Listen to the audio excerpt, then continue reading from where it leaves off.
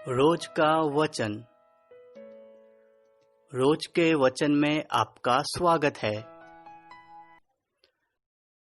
दिन 340। हग्गै भविष्यवक्ता की पुस्तक अध्याय 1।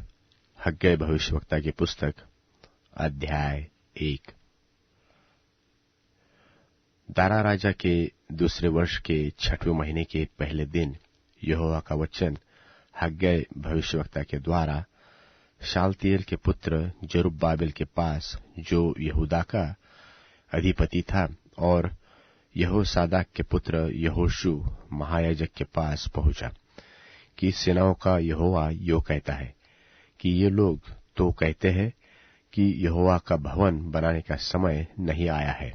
फिर यहोवा का यह वचन हग्गै भविष्यवक्ता के द्वारा पहुंचा कि क्या तुम्हारे लिए अपने छत वाले घरों में रहने का समय है, जबकि यह भवन उजाड़ पड़ा है। और अब सेनाओं का यहोवा यो कहता है कि अपनी अपनी चाल चलन पर ध्यान करो।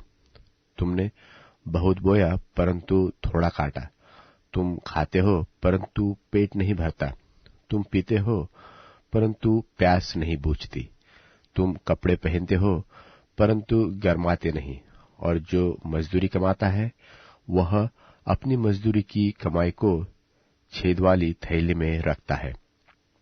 सेनाओं का यहोवा तुमसे यो कहता है कि अपने अपने चाल चलन पर सोचो, पहाड़ पर चढ़ जाओ और लकड़ी ले आओ और इस भवन को बनाओ, और मैं उसको देखकर प्रसन्न होऊंगा और मेरी महिमा होगी।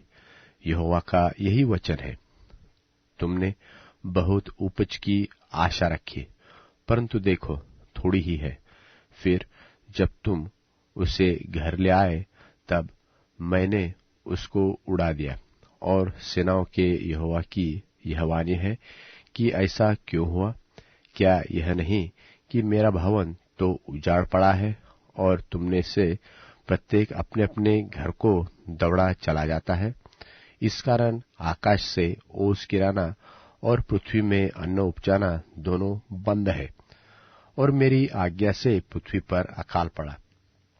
पृथ्वी पर और पहाड़ों पर और अन्न और नए दाख मधु और ताजे तेल पर और जो कुछ भूमि से उपजता है उस पर, और मनुष्यों और घरेलू पशुओं पर और उनके परिश्रम की सारी कमाई पर भी। तब शालतिएल के पुत्र जरुब्बाबेल और यहोसादाक के पुत्र यहोशू महायाजक ने सब बचे हुए लोगों समेत अपने परमेश्वर की बात मानी, और जो वचन उनके परमेश्वर यहोवा ने उनसे कहने के लिए हग्गै भविष्यवक्ता को भेज दिया था, उसे उन्होंने मान लिया, और लोगों ने यहोवा का भय माना। तब यहोवा के दूत हग्गै ने यहोवा से यह आज्ञा पाकर उन लोगों से कहा कि यहोवा की यह वाणी है कि मैं तुम्हारे संग हूँ। फिर यहोवा ने शालतिएल के पुत्र जरुब्बाबेल को, जो यहूदा का अधिपति था, और यहोसादाक के पुत्र यहोशू महायाजक को और सब बचे हुए लोगों के मन को उभारकर उत्साह से भर दिया कि वे आकर अपने परमेश्वर सेनाओं के यहोवा के भवन को बनाने में लग जाए। यह दारा राजा के दूसरे वर्ष के 6वें महीने की 24वें दिन हुआ।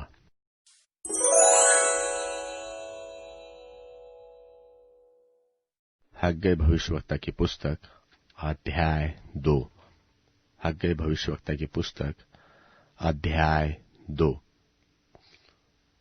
फिर 7वें महीने के 21वें दिन को यहोवा का यह वचन हग्गै भविष्यवक्ता के पास पहुंचा कि शालतिएल के पुत्र यहूदा के अधिपति जरुब्बाबेल और यहोसादाक के पुत्र यहोशू महायाजक और सब बचे हुए लोगों से यह बात कहा कि तुम में से कौन रह गया जिसने इस भवन की पहली महिमा देखी है?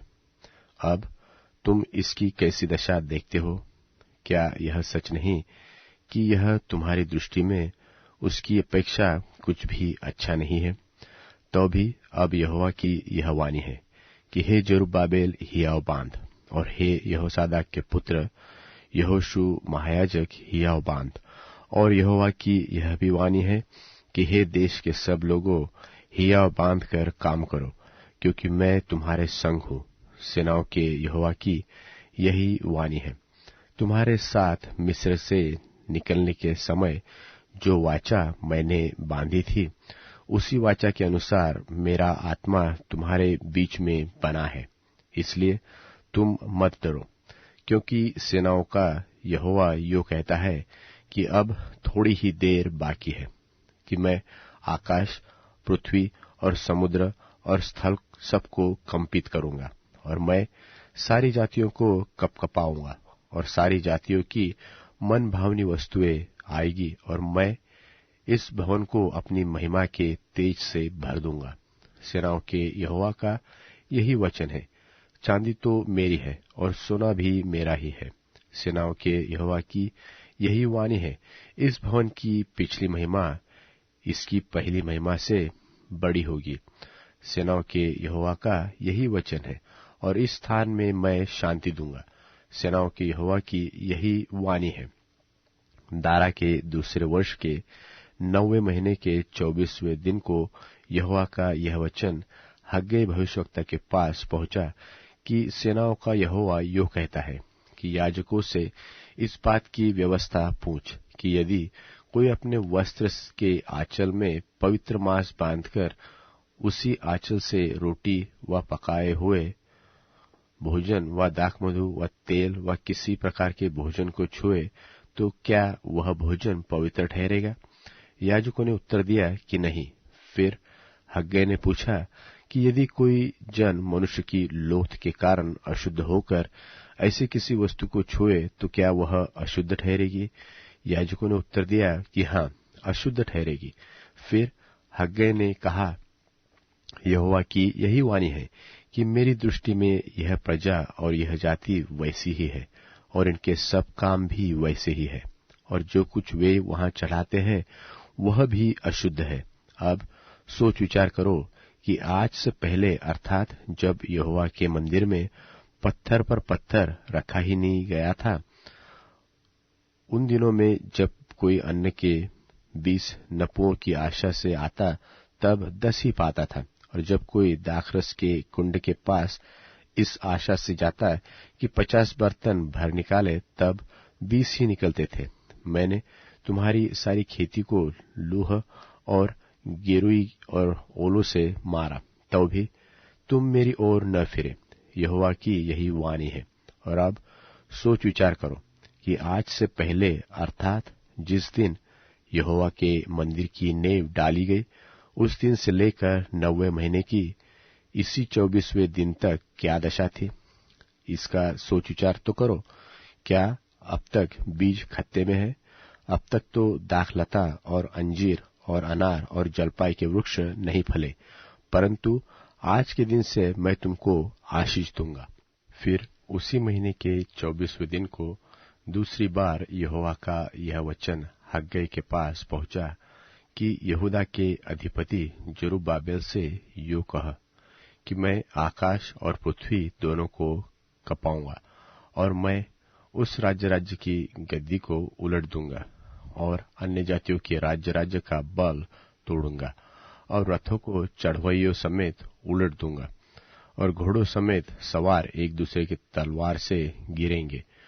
सेनाओं के यहोवा की यह वाणी है कि उस दिन, हे शालतिएल के पुत्र, मेरे दास जरुब्बाबेल, मैं तुझे लेकर अंगूठी के समान रखूंगा। और यहोवा की यही वाणी है, क्योंकि मैंने तुझी को चुन लिया है। सेनाओं के यहोवा की यही वाणी है।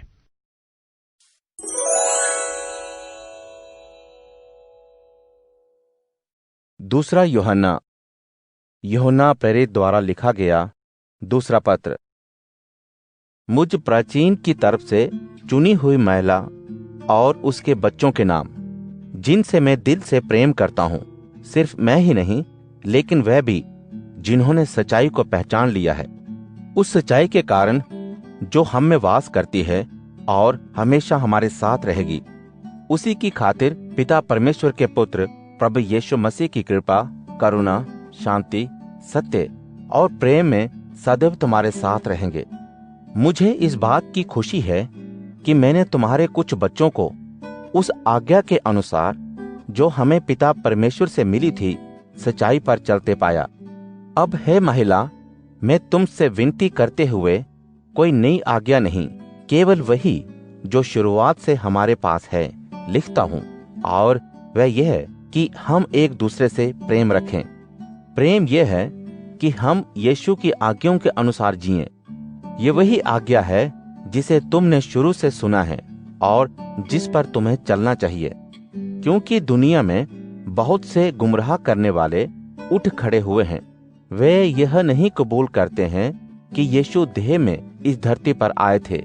यही भरमाने वाले और मसीह विरोधी हैं। अपने बारे में सावधान रहो।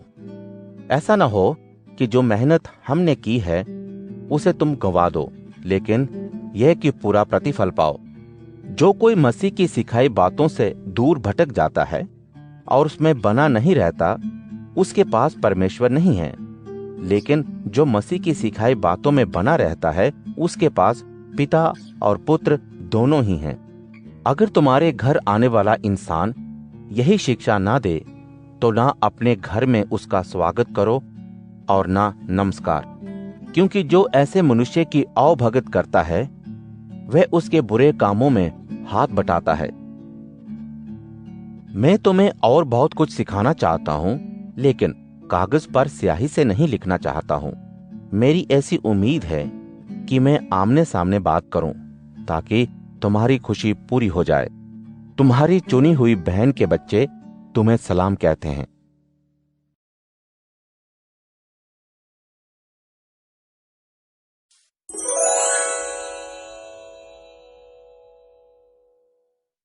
जो मनुष्य बातें करने में जल्दबाजी करता है, वह मूर्ख से भी गया बीता है।